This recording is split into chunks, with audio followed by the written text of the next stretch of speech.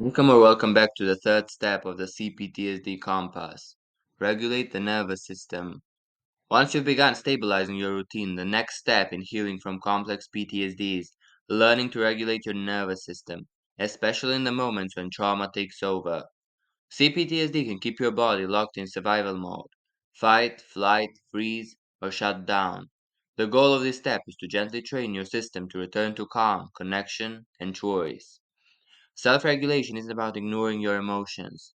It's about building tools you can use in real time to guide your system back to safety. We'll work with two key types of tools: daily regulation practices to gradually rewire your stress response system, and in the moment techniques to help you when you're actively triggered. First, let's look at the daily regulation practices. These are gentle habits that regulate your body over time. You can practice them even when you are not feeling particularly overwhelmed in the moment.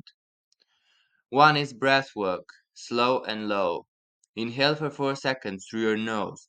Exhale for 6 to 8 seconds through your mouth. Repeat for 2 to 5 minutes. This activates your parasympathetic nervous system, lowering stress hormones and heart rate. Research from Frontiers in Human Neuroscience from 2017 confirms that slow breathing improves emotional control and vagal tone. 2. Rhythmic movement. Walk at a steady pace. Sway, rock in a chair, shake your body freely, or stretch gently. Trauma disrupts rhythm. Movement helps restore it. Dr. Bruce Perry emphasizes rhythm as a key to brain recovery after trauma. Patterned, repetitive, rhythmic activity regulates the brainstem. 3. Sound and vocal toning. Hum, chant, or sing softly to yourself for at least 5 to 10 minutes daily. These vibrations stimulate the vagus nerve. Stephen Porges' polyvagal theory highlights vocalization as a reliable way to shift into the social engagement system, a state of calm connection. 4. Grounding through your senses. Use the 5-4-3-2-1 technique to anchor yourself in the now. Name 5 things you see, 4 things you touch, 2 things you hear, 2 things you smell, and 1 you taste. 5. Progressive muscle relaxation. Start at your toes and move upward, tensing and then releasing each muscle group for 5 seconds.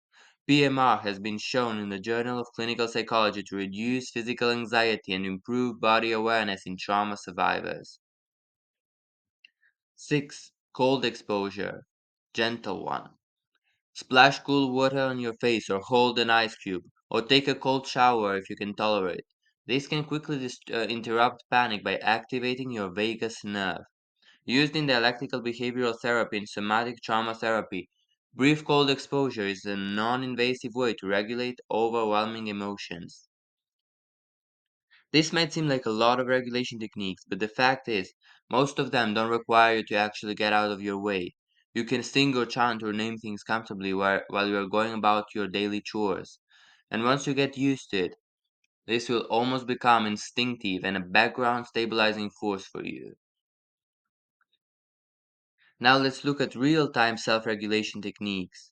You can use these tools the moment you feel triggered, overwhelmed, or emotionally hijacked and all over the place. One is box breathing. Inhale for 4 seconds. Hold 4, exhale 4, hold 4, repeat for 3 to 5 minutes. Used by Navy SEALs and in clinical settings to lower arousal, increase focus, and reset the nervous system. 2. The stop technique. S stands for stop, pause what you're doing. T stands for take a breath, come back to your body. O stands for observe. What are you feeling? Where in your body? What might it what might it remind you of? And P stands for proceed. Choose your next move with intention, not impulse. Drawn from mindfulness-based cognitive therapy, this method increases prefrontal cortex activation and helps you act from the present, not the past.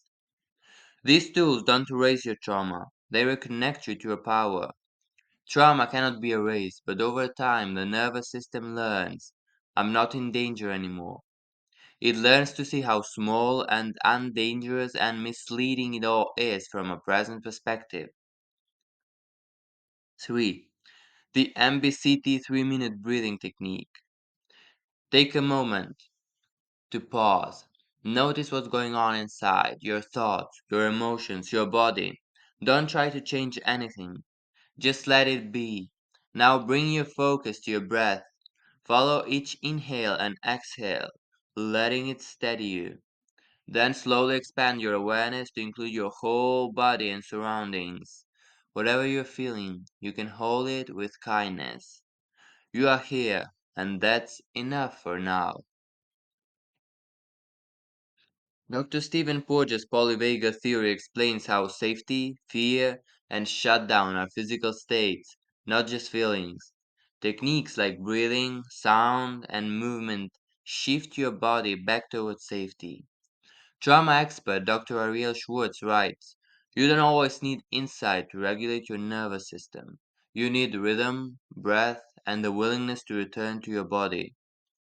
And Dr. Peter Levine reminds us, trauma is not what happens to you, it's what happens inside you, and that can be renegotiated. Your goals for step 3. Begin using at least one daily regulation tool, and practice at least one in the moment technique when you are triggered. Increase their number day by day as you see suitable. Track how your body feels before and after. Maybe try to describe the sensation in your notebook. Stick with these practices for 2 to 4 weeks and see how they are going to become a natural part of your routine afterwards, just in the amount that you want. You're not fixing yourself, you are building trust with your own nervous system because you're not a broken machine to be repaired. You're a living system learning to trust safety again. The real transformation begins when your body starts to believe it's safe to be here.